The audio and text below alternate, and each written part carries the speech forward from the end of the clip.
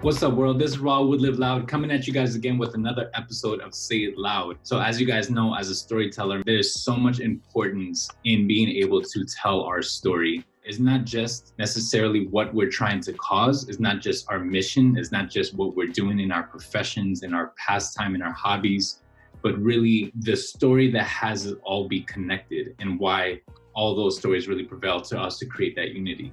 So today, my guest is JT. JT has been a dear brother of mine, a fellow artist that's just kind of accompanied the journey and opened the doors to really being the cause of a lot of stuff now that I'm thinking about it, of why I'm here.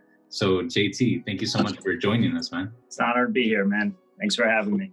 The reason why I say that, a big part of why I'm here, because when I was doing my first photo gallery show, I was connected to him. I never met him before, but someone suggested me to get in touch with him and to really talk about how I could get support and knowledge in doing shows. We met and it was just instant brotherhood. And he connected me with the We Foundation, with Marcus and Shauna.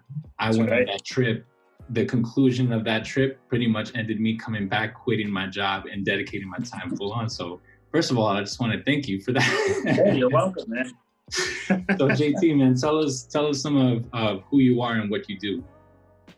So my name is St Liss. I am a photographic artist. I do this professionally. I have gallery shows throughout the country. I've had shows in Europe and Asia. And I am also an educator in the New York City Department of Education, teaching art for social justice programming. Father, husband, just all around cool guy, I guess you could say. Yes, you are. Yes, you are, man. I love it because you have such a light to you and such a heart, man. I always look forward to the moments that we come across, especially when it's to your shows and I get to go see your art. Love to see your work. I know things have shifted as you became a parent, because before the social media, you would see the 5 a.m. in the lab and you're still at work and in front of your Yeah, no more, man. No more. Yeah. I've had to completely revamp my entire creative process since having a child. She's 3 now, so I've finally gotten to a point where I've been able to adjust, but it was definitely, there were some growing pains there for sure. Yeah, absolutely, man. So tell us more about your art. I see one of your pieces is behind you. What's your inspiration? Yeah, I gotta hide the clutter in the background. So That's a great way to do it, man. What's your approach and how do you work, or like what's your art represent? I am very big on storytelling through art. So a lot of the pieces have a lot of hidden imagery in them that have metaphorical meanings that relate to my own experiences, to society, life in general. Some social justice undertones in some of the pieces for sure. But I really just want the work to not only be visually appealing to people, but I want them to almost be forced to take a closer look at the work and see the intricate detail and the intricate meaning behind what I'm doing, as well as the intention. Intention is big for me. I don't just create artwork to make it look beautiful. I want it to have some sort of a purpose and meaning behind it. So that's really important to me. Yeah, I see a lot of people relate to your work with those messages and how it makes you feel, but how we're also very relatable to what's occurring, man. Yeah. I've been honored to see the history of how things have evolved and the new pieces that you worked on, the pieces that had success. And so tell us a story, man. How did all this come about? What was the moment that you decided to pursue this? Because I know it's not just you creating your art, you create your art for people and you also teach people and inspire their art that they have. Yeah. What was that like? It's been a wild ride, man. And to kind of bring it all back to one moment, I never really had any aspirations to move to New York City. I moved out here for a relationship. And then that relationship kind of went sour rather quickly. And I was caught off guard because I had nobody, in the city. And that can be a very scary experience. But I wasn't going to lose to that. I was not going to, move back home. I wasn't going to move somewhere else. I was going to see this through. And during that time of like confusion, heartache, just not knowing where my life was going, I just started just walking around, the neighborhood that I was in, which I've been in East Harlem for 12 years now. I've always been in this neighborhood. And just seeing all these like organic moments as they were happening, I started pretty much like just seeing in frames. I remember I hopped on a bus to New Jersey because I didn't even have a camera yet. And I borrowed my mom's point and shoot, gave her a quick hug and told her I had to get back. She was pretty pissed about that because she wanted me to hang out. But I was like, I got to get back. I got to do this. I got to see this through. And I couldn't wait any longer. So I just started listening to music, walking around uptown Manhattan, the Bronx, where I was teaching at the time, and just snapping everything that I possibly could. And it started off with photography.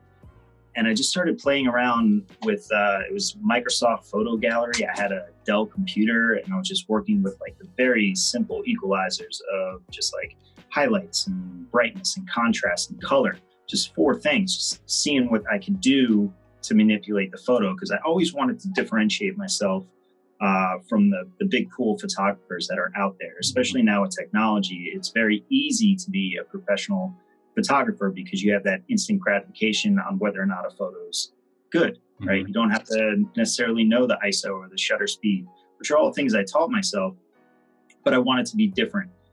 So it started with Microsoft Photo Gallery, and then I moved on to some other programs like Pixlr. And like every time I mastered a new program, I wanted to take it a step further to right now where I'm in this vast universe of combining all of the programs as well as Photoshop. And, there's this one moment I was at a cafe in the Upper East Side, broke. I just recently quit my job, and I wasn't, as a teacher, and I wasn't getting the paychecks anymore. I was doing side gigs. I was in the service industry, like soul-sucking work.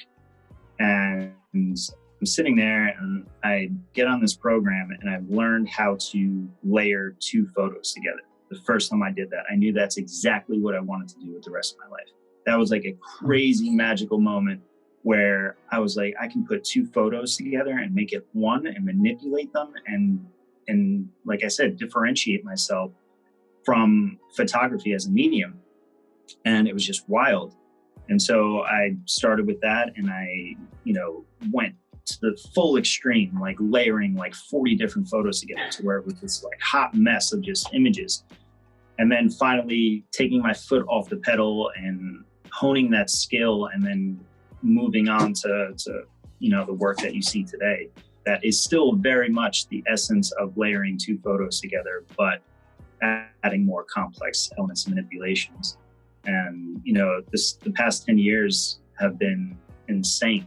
I remember having gallery shows where nobody showed up because I was never one to wait for a gallery to say you're good enough to have your show.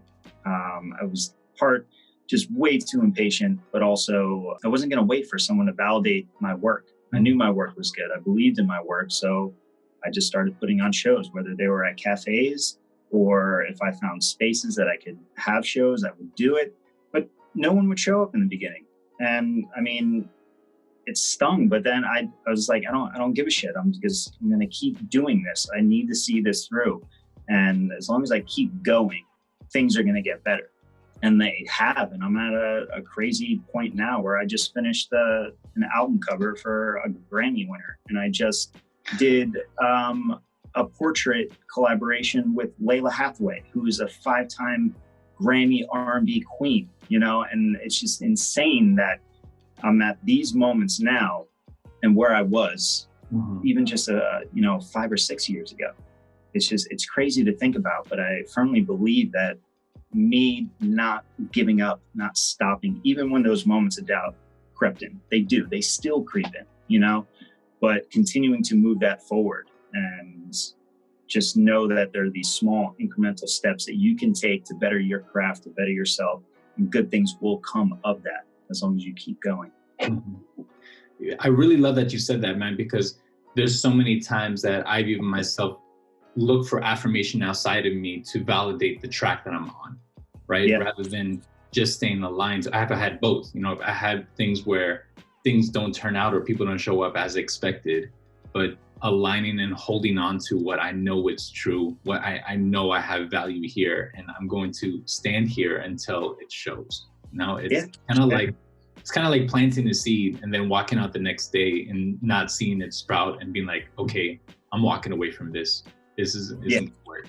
So what was it about that, about you being in those conditions of being broke and having that pressure, that when you did this, something stood out to you, something like just felt right, aside from being different? What was it about? What was that experience for you? Well, I mean, going back to the moment where I was broke, I mean, I was legit broke. I was getting evicted from my apartment. I was in the hole like $600 or $700 in my bank account. So any money I made, I had to go to. I remember I was going to check cashing places. I was trying to go to the banks where the check was from.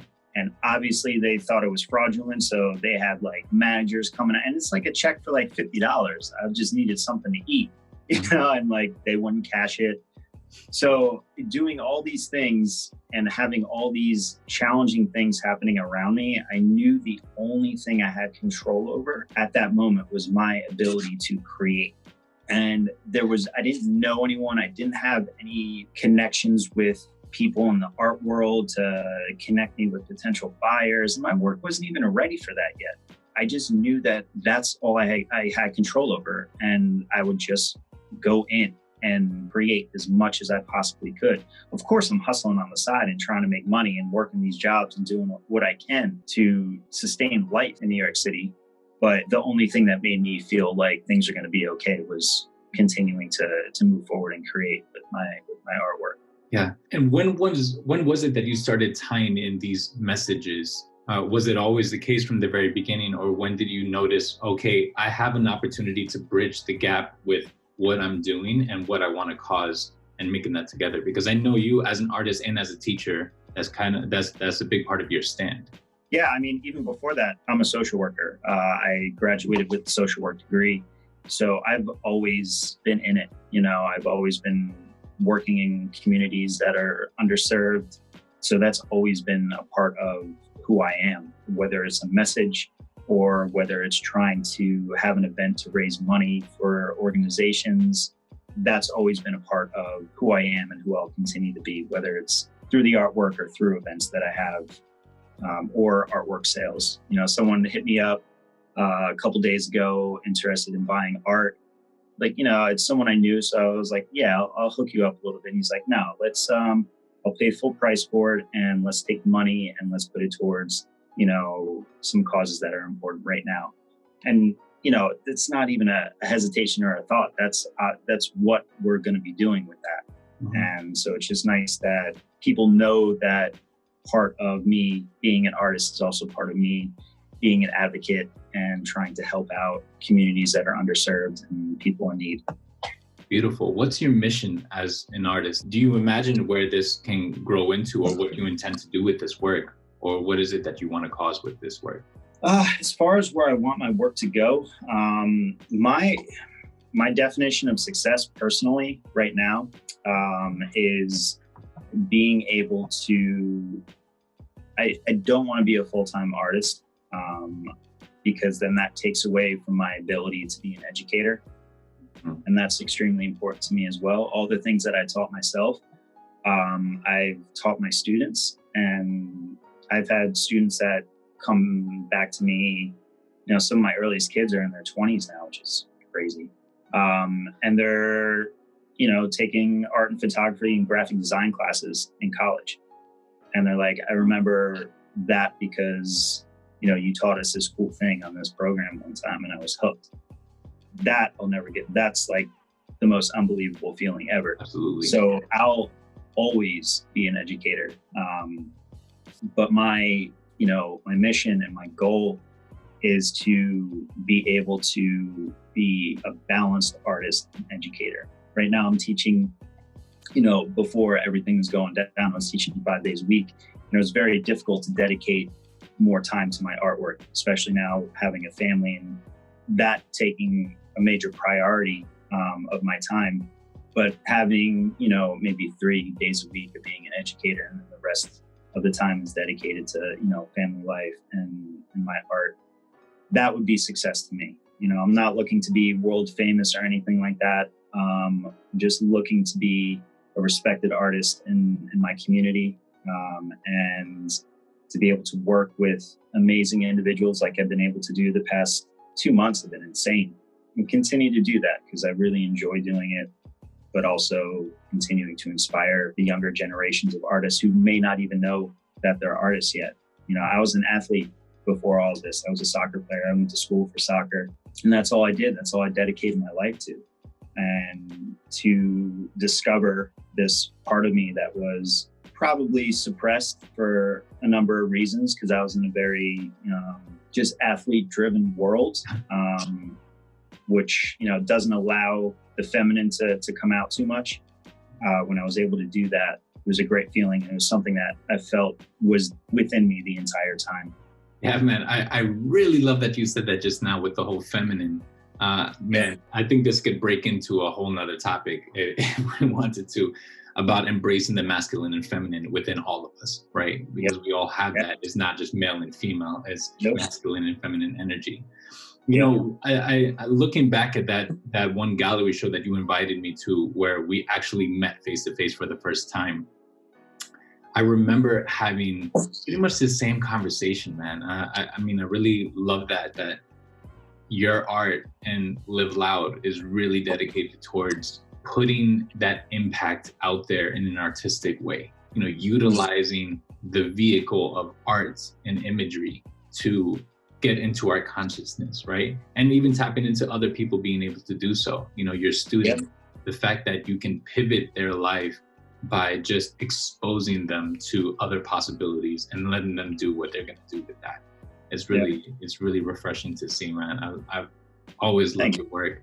And it's cool. It's also great that you're saying that despite this stuff, despite the failures, right? The falling on your face, or the hardship, or the doubt, for those people listening who believe that they have something, believe that they have a skill or a curiosity of creativity, you never know what you're going to stumble upon.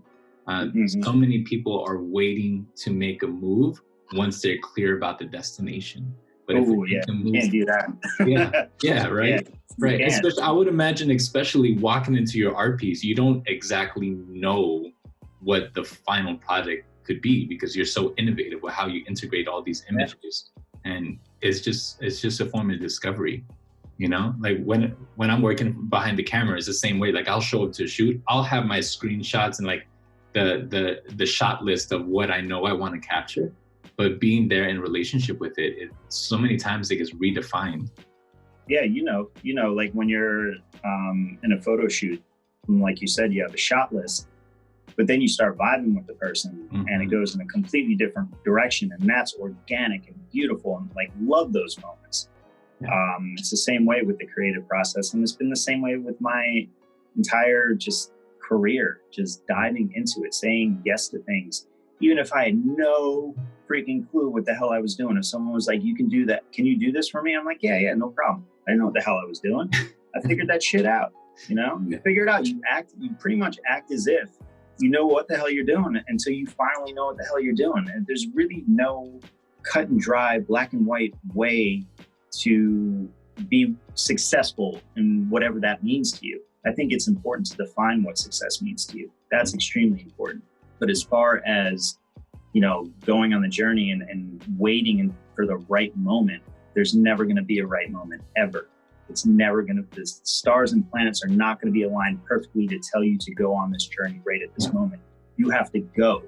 You have to experience failure. Failure is the most important part of this entire thing, because there's no growth without it. If you do things and you're successful all the time, it's fucking boring, because then you're not growing as an individual. And to be able to have those hardships and develop that character and see what you're made of is really just an eye-opening, beautiful experience for yourself. And that's what it should be about. It should be about yourself and your ability to grow, not only as an artist or a creative or whatever field that you're in, but as a human being to be able to grow and change and evolve. Those are all wonderful things that people should not be so scared of. It can be scary. It can absolutely be scary. And it's all right to feel scared in that moment. There's nothing wrong with that at all. I've been terrified. But when you get through it, when you get onto that other side of that threshold of fear, you are now an elevated human being working on a higher frequency. Mm-hmm. And you will attract other people of those frequencies, and you'll be able to build and you'll be able to grow. And you'll see it. And you'll start to notice it in small increments. It happens. It really happens. You just have to get through those barriers, because there's a number. It's almost like a video game, you know, like you get through that level and now you're on level 2. There's levels to this. You know, you get onto level 2 with a new set of challenges, a new set of goals, and then you get to the next level and it's another set of challenges. Mm-hmm. It's never going to stop. Hardships are never going to just go away, even if you're at the highest level, whatever that is and whatever that means to you. Mm-hmm. There's going to be challenges. Yeah, I think the powerful message there is we can't necessarily, we have to get used to, not have to, but we get used to operating past our comfort zone, because that's when we're really going to learn, right? The times where I've committed to anything monumental in my life, I've committed to doing it before I knew how to do it. Mm-hmm. Right? So we don't always need to know how, but we start attracting what we need and the resources, and the universe provides when we commit to something much bigger than ourselves and saying that's where we're going towards. And then us finding that answer is so much more powerful, because then it gets embedded into us rather than just interacting with things that we know we could get done and it's not a big deal, right? Yeah, man. Be comfortable in the discomfort. Find a way. Cool, man. So for the people that are listening, that are home right now, as we were saying before we actually jumped on this call, that are on quarantine, that are not sure what to do with their time, you as an artist, you as a teacher, for those people who might be curious and taking that steps and what they could be doing right now, what would you suggest? Everyone's being hit extremely hard right now. Artists I've talked to are being nailed right now, and it's really difficult. I had a show in LA that was supposed to happen in May. That's done. It's not happening. I was lucky enough that the musician who I just finished the album cover for, we were about 3/4 of the way finished. But as soon as I heard that things were going to start, going down, me and the 4 members of my team that work at the small, business of teaching in schools in New York City, we knew that we were going to get cut off from the DOE. So we started making steps right away to let people know that we were not only here for them, but we were also ready to go. Like, I was sending text messages to principals, to all the schools that I was at. Look, I've already created online video tutorials. I think this could be extremely beneficial for the students during this time. Mm-hmm. Like, all these little things, like these steps, being proactive about it, instead of like sulking and being like, shit, man, this is really bad. What are these steps that you can take? That was a step I took because I'm in education, so I can do that. I know a lot of other CBOs that just sent emails to their teaching artists and were like, you got to close down shop. You guys aren't getting paid anymore. Sorry. And it's unfortunate, but that's what's happened with a lot of businesses. Yeah. So what do you do to take those proactive steps to try and make something happen during this difficult time? That was one thing. I filled out small business, filed for small business loans. All these steps that I could take a look at, every single resource I could possibly find that are related to educators or artists that can get me some kind of money for the time being.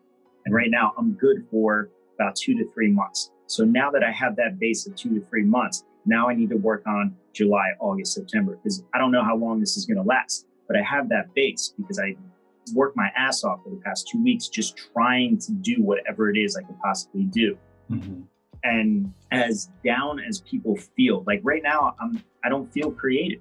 I don't feel that urge to just go in like I've always had, because the world around us right now is just, it's devastating. Yeah. But you have to be disciplined, in your work. And so it's just valuing your time, taking proactive approaches if you can, do what you can, but also, on the flip side of that, you have to take care of yourself. We've been stuck inside for over 3 weeks now. I know I'm going stir crazy. I know my family's going stir. Everyone's having cabin fever right now. Yeah. What are things that you can do to take care of yourself? Get some exercise in the house. Do things. You know, my daughter and I do a yoga class in the morning. That's great. It's silly. We're walking around like giraffes, but you know, I'm moving around, you know, and I feel better afterwards. Yeah. It's just there's so many things that you can do in this time where we feel so unbelievably overwhelmed. Yeah. Find what you have control over, because there's not much, and ultimately we don't have control over anything really. Yeah. But what are the small things that will make you feel like you have some sort of control in this chaos right now? And those are things that you can do for yourself, because when you do it for yourself, then the vibrations exude out to everyone around you. Yeah, for sure. I really want to highlight that, man, to align and redefine, right? There's so many, especially with the creatives, the entrepreneurs. I know a lot of people, I myself, you know, my list of clients, like I was saying before, postponed or canceled. So now we could just sulk in that and feel sorry for ourselves and be mad that this is happening. But I think this is the time to really redefine and integrate with, okay, now what? Now that this is the situation, how can we go? Say It Loud is a product of that. You know, before that, I've always kind of thought in the background, doing a podcast of storytelling and getting people like you to be sharing that stuff. And being here, man, I was inspired by a moment without knowing what it was going to look like. And I text the first person, hey, I'm doing this. Are you interested? They're like, absolutely. I plan to do this a week long. And now I have almost a month worth of interviews of people that have jumped on and wanted to do so. You know, it's amazing. Yeah. And so being able to go and ask ourselves those questions and come together, man, hit me up, you know, get in contact with people who are being innovative, and how can we hack through these times? How can we come together and be part of our progression in these times? Yeah. And regardless of the quarantine, regardless of the coronavirus, now and well after it's gone, I really urge people to spend time with, how can I take action towards something I believe in, regardless of what's going on outside of me. And JT, you're such an inspiration with your story, man. I really appreciate you sharing that, because that's so golden that you hold on to that piece inside of you until it radiates outside of you, man. So that's really beautiful, man. Where can people find your work? Where can people follow you, buy your prints, and do all that good stuff, man? Yeah, so I'm on, I have a website. It's jtlissphotography.com. I'm on Instagram. It's at jtlissPhotoArt. That's my Instagram and my Twitter. Facebook, just JTLiss. And the prints themselves are either canvas or metallic prints. I'm working on the HD acrylic ones because they're beautiful, but they're extremely expensive. As an artist, I try to stay on the affordable end. I want my art to be accessible by all people. That's important to me.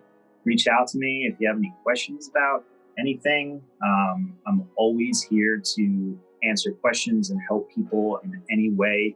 So anyone who's listening, don't hesitate to reach out to me. I'm more than happy to help you out. Cool. Fantastic, man. I'm going to be throwing down your handles on this video so people can follow and check out your work. For anyone listening, aside from you taking steps, seeing a person who's done it himself and really just going defining the odds of what was available to him and what he made available to him.